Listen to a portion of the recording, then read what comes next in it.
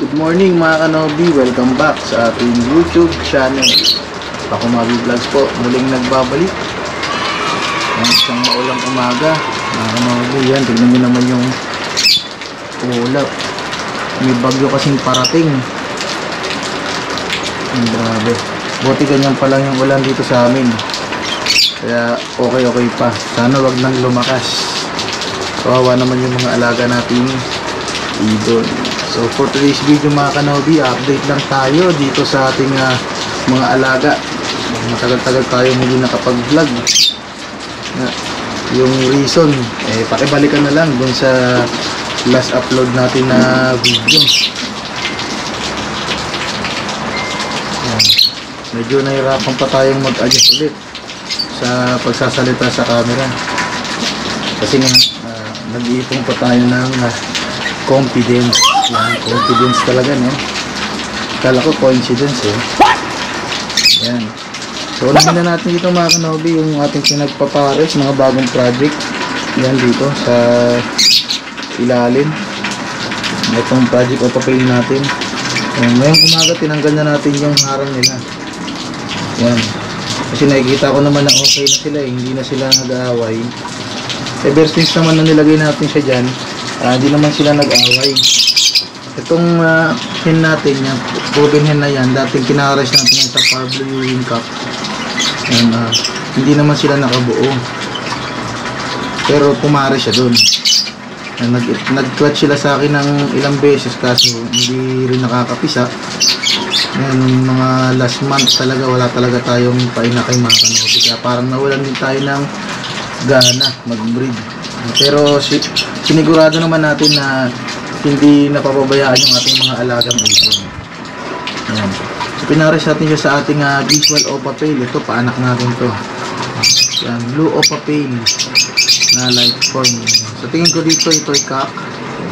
Kitang kita naman sa karakteristik ng ibon to. Maliit, at saka hindi siya ganun kalapad, no? Pati ulo maliit, yung tuka, nasasabi talaga na parang cock siya. At hiniko ko na rin yung sipit-sipitan na ito, ang pelvic bone niya masikip, so maasa ko na cock siya. Kaya pinares natin dito sa ating visual tail follow. Yan, para makapagpalos ulit tayo ng mga purong tail follow. Yung mga kapatid kasi nito, isa-isa ko nang naipamigay yung mga possible stick, mga green opa, possible stick, will follow. Pinigyan natin sa ating mga tropa para may magamit din sila, no, na materyales. So, sana mag-ano na sila, mag-breed. Lagyan na rin natin sila ng dito, dayami tsaka balonggay para mag-nesting na sila. So pares naman na itong dalawang to sa tingin ko, no? So, pero obserbahin pa rin natin itong mga kanobi kung kakatayin pa niya, eh. Sayang naman itong visual Opa Pale natin. Yan. So dito tayo sa kabila. Itong paresan natin dito mga kanobi ay green. Yan. Ito yung galing dito sa ilalim. Pinagpalit-palit ko kasi sila, eh. Ito kasi nung problema na itong ibong to, itong pares na to, masyadong mailap, no? Kapag konting nasasagi lang natin yung cage nila dito sa baba, pagtatapon ng lalaro ng itlog, hindi naman nila tinatapon, kumbaga pinapagulong-gulong na lang nila doon sa may nest box nila. Hindi naman natin ganong sinisilip kasi nga mailap. Itong mga green na to, yan, mga split ino sila. Pero dineclare ko na lang sila lahat ng possible split ino. Kasi apat dyan, eh. Meron akong apat na ganito galing sa isang tropa natin. Magkakamukha kasi. Mali ko lang dito siya nalagyan ng leg band. Kaya hindi ko na matandaan kung alin ba rin yung split at alin ba rin yung possible. Sa apat na green na yon, meron tayong tatlong split doon, magkakapatid. Ang tatay nila ay visual ino. Tapos yung isa ay ng possible, galing sa back-to-back split ino. Kaya di ko na matandaan kung alin dito sa sa mga green na to. Ito yung dalawa na yun, pinagsama natin, nagpares naman, nakaka-fertile naman sila. Nga lang hindi nakaka napapisa. Mga basal pa tong mga to. Yan. So, miniklear ko na lang muna ng possible ino para sakali maglabas, i-split na sila. Diba? Kasi kung sabihin natin split talaga tapos yung isa pala ay possible, yung pala yung walang karga, di umasa tayo sa wala. Ayan, yung project natin dito ay Lupino OPA rin kasi yung cock dito possible split OPA if cock. Sana kumarga yung split OPA dito sa cock dito. Yan, tingin ko ito yung cock eh, lagi nasa labas eh. Kamukha niya rin yung isa eh, yung nasa loob, kaya nakakalito. Yung talagang kahalagahan ng may leg band, kasi wala ng leg band, pare-pareho sila, hindi ko nalagyan ng maliit pa, kaya ayun, nagkakalituhan na. Dito naman tayo, ikot. Ayan, ito yung kasama sa isang green, sa 4 na green. Ayan, hen naman yan, hen mga kanobi. Meron pa yung isang pinares ko, 4 sila din. Yung isa pinares ko rin sa kanya, nakawala naman yun. Ganon din, kamukha niya rin, green din. Ayan, in-ID ko na lang sila na possible ino lahat. Tapos ito naman, possible ino din. Ito yung ibon natin na dating nasa loob, yung kapares ng green pastel. Katingin ko dito, to eh, cock, kasi matagal na silang magkasama ng pastel. Nagkakastahan naman sila kaso walang itlog, hindi talaga nangingitlog. Kaya nabinigyan ko siya ng pares na hen. Ayan, pumares naman agad at nag-nesting na rin. Yan, okay na yung nila, yung nest box nila, may mga laman na sa loob. Bukas na pala yung mga nest box natin lahat mga kanobi para makapag breed na tayo ulit. Yan, sana swertihin, tuloy-tuloy lang tayo. Kahit na nakaraan ay talagang zero. Ang pinakawali pa inakay pa natin ay itong may diferensya na tabing yan, toka. Anak to ng ating back-to-back split tail follow. Naglalabas ng OPA tail yung dito sa baba. Dito yung green tsaka blue. Ngayon nga na naman sila. Tingin ko na stress na naman. Ang pansin ko rito sa breeder kong to, pag pinoposteran ko siya ng ibang itlog, mga ilang araw lang niya lililiman.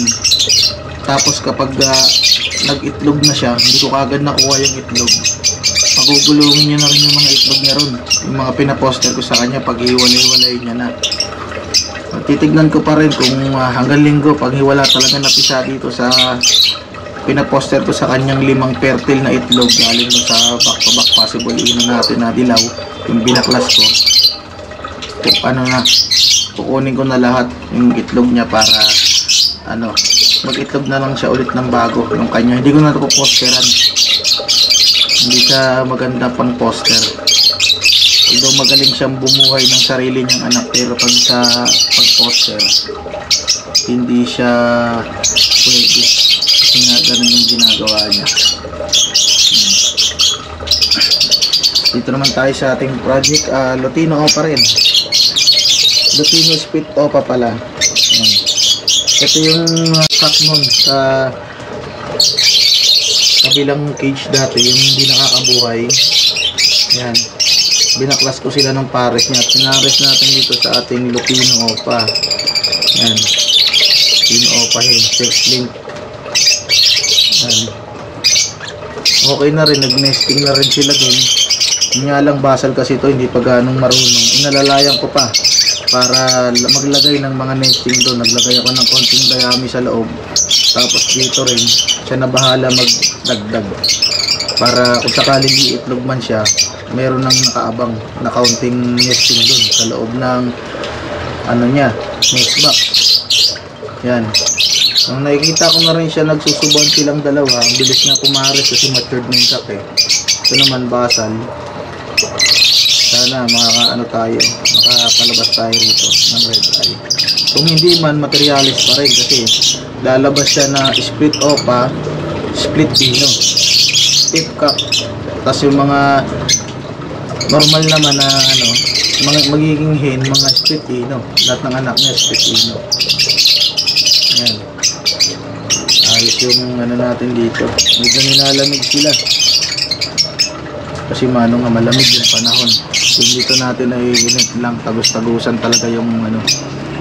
Pero sanay naman yung ating mga ibon dito mga kanobi, mainit, malamig. Yan, wala naman nagkakasakit kasi may alalay tayo na vitamins, saka ginugulay natin sila, nililinisan yung mga ano nila, poop tray para pag nabasa hindi sila mga moy, makakuha ng sakit. Yan, ito naman yung ating pinaka-veteranong mga ibon dito sa ating aviary. Yan, kilala nyo na ba to? Ito yung mga dami na nabigay sa aking anak na ito eh. Itong pardo na to, table Robin hen. Ayan. Sakit lang manok na to. Pinares ko dito sa ating albino. Dalawang clutch sila sa akin. Nga lang kasi hindi ko masilip. Masyadong masilan to. Pinabasag yung itlog. Kaya ngayon hindi ko na ganong sinisilip yung ano nila, yung nest box nila. Ito tingin ko talaga sakto eh. Ang tagal na nito. Wala pa rin talaga napapabuga sa akin. Ayaw pumari sa iba, namimili. Kaya dito na lang siya. Bahala na siya dyan kung magkaanak sila o hindi, makapisa o hindi. Condition naman tong mga ibon natin na to. Nga lang hindi ko talaga malaman bakit wala talagang namamari siya. Ayan o, namamari siya, nag-iitlog yung pair niya pero hindi nag-fertil. Yun lang, no? Sana makapakuha tayo dito. Pag nakakuha tayo rito ng ating inakay, yung radyo ko kasi dito ay Par Blue Split Ino. Pag nakakuha tayo rito, paparapol ulit tayo, babalik tayo sa pagpaparapol. Wala na kasi tayong may pamigay na ibon mga kanobi, wala tayong may parapol kasi mga ibon ko rito iba pinabigay na natin sa mga tropa picks natin dyan. Shoutout sa inyo, baka naman. Mabait din tong ibon na to eh. Yan, ito na yung pair na bumana ang inain. Tapos dito sa flight, wala pa rin laman, hindi ko pa na ililipat. Yan, itong dalawa yung back to back pastel. Yan, pero nagpipair na rin sila. Yan, ang dami na natin mga magugulang na ibon dito na nagpares-pares na lang. Ayan, pinili pa. Parang to eh, parang kakto eh. Ang pastel na to eh.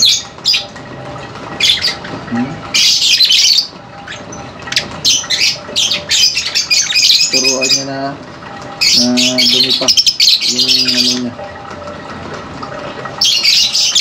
Ayan. Bad shot. Hindi siya pinagbigyan. So dito naman tayo sa ating mga stockbird. Yan, ito na lang yung ito gagawin pa natin breeding cage to. Hatiin natin sa dalawa. Maglalagay tayo dito ng dalawang pair. Yan, kita yung pair na yan, yung pardo na yun na turquoise, tsaka yung pastel na sable. Kasalang natin yan. Tsaka itong blue, yung blue na yan, tsaka yung pardo yung open na yan. Pares din yan eh.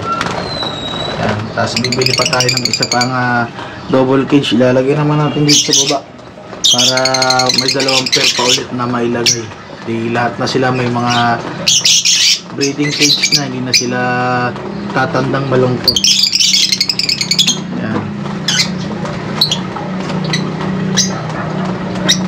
Ito mga ibon natin dito mga kanobi, ito yung mga opalines, tsaka Par Blue, Ewing, Split, Will Follow, tsaka Possible, Tino, PF, Will Follow.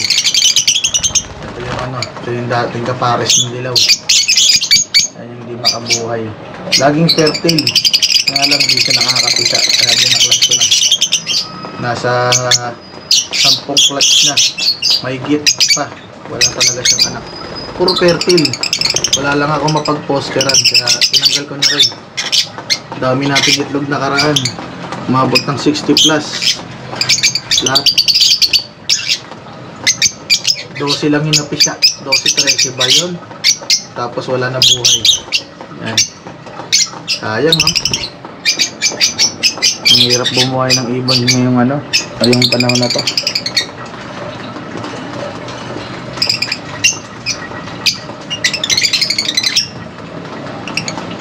Yan. So, mga kanobi, ingat tayo, ha? Kasi may bagyong parating, ha? Tignan nyo. Sobrang dilim na rito. Yan. Ingat tayo, yung mga alaga nating ibon, siguraduhin nating natatabingan para hindi sila nauulanan. Kung ang ibonan mo ay kagaya sa akin na nasa labas, make sure mo na hindi lilipa rin. Tulad nitong aking aviary, kampante ako na hindi siya magigiba kasi nakatornilyo lahat yan, mga yan.